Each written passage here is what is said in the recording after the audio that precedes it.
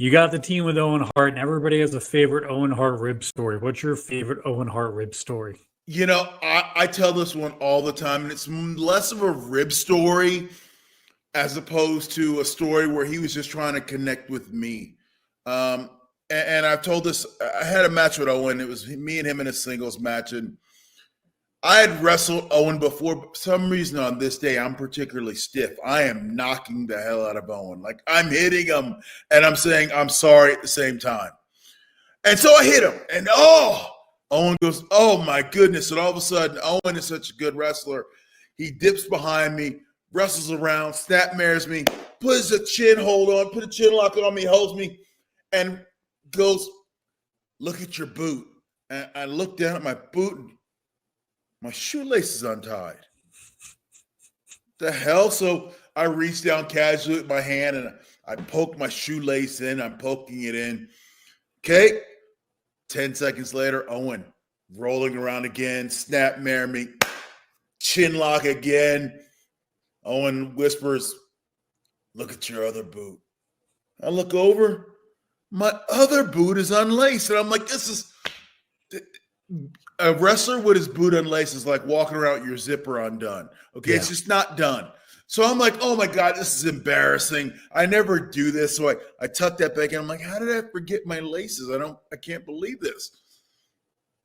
10 seconds later, Owens whipped me around again, chin lock again. I immediately looked down at both my boots. Okay, laces are in. He goes, look at the ref's shoe. I look up and the ref's shoe's unlaced. And I'm like, what the hell is going on here? And that's how good Owen was, because at that moment he goes, are you relaxed now? And I go, yeah. He goes, now let's go wrestle. And boom, there we go, off and have a 10-minute great match. And that's how good Owen was. He could have a rib, tell a joke, and have a 5-star match all in front of 20,000 people, and all they saw was a great match.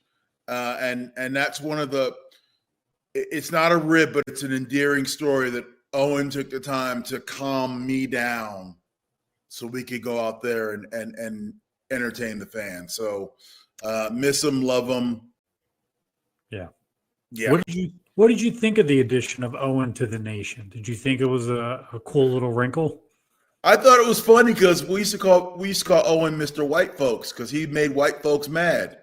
So when he was in the Nation, we're like, this is awesome. And he was just our dude. And Owen is a guy who jumped in the Nation and didn't stick out like a sore thumb. Like he fit right in. And it was great having him there because, aside from, being in the ring next to Owen, but there's another teacher in the ring live who would live edit teach you as you're wrestling.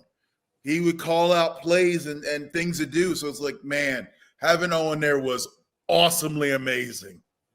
We have an excellent question here from Ibzan. Did you ever get wrestling advice from Stu Hart when he would be backstage? So I'm gonna one up that question. You also got a chance to work in the same locker room as Bret Hart, Owen Hart, and Stu, I'm sure, popped in. So what was the ability to sit underneath the learning tree of the Hart family? In general, the Hart family was all about making your wrestling look as authentic as possible. There's a term in wrestling, make sure there's no holes in what you're doing so people can't see through what you're doing. No sunlight. Yes.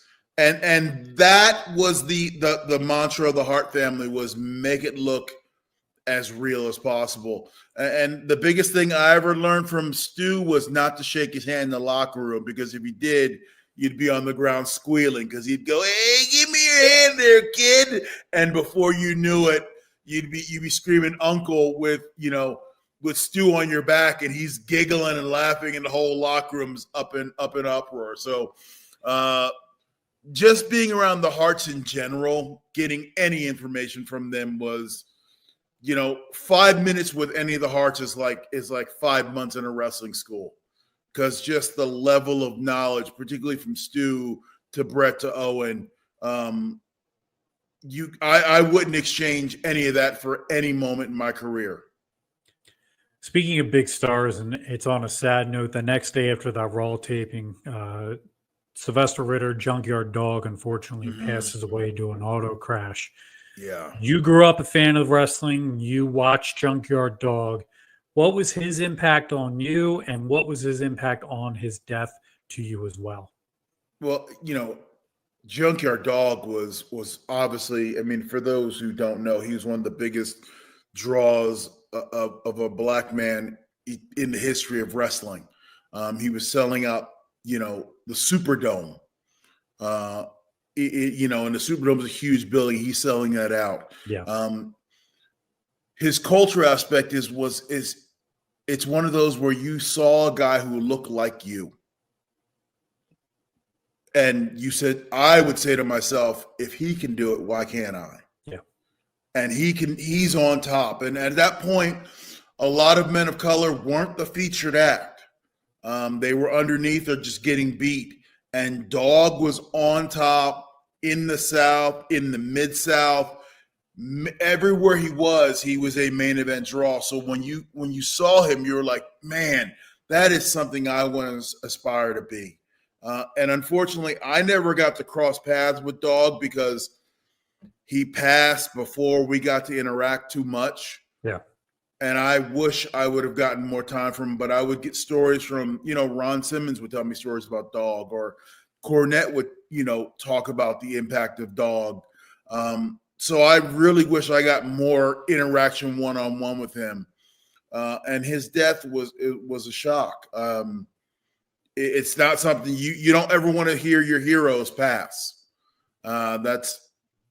It IDs your own mortality, but yet, and it is a part of you that part of your youth is gone when one of your heroes passes away. So it was a big shock. It was a big loss. And is one of those things that we talked about for a long time is I wish Dog would have had a greater impact on wrestling and been more of the mainstay when wrestling really took off, because he was the top guy when wrestling was kind of in its downtime. So I wish he'd have been around and been part of, a young Junkyard Dog in attitude would have been amazing.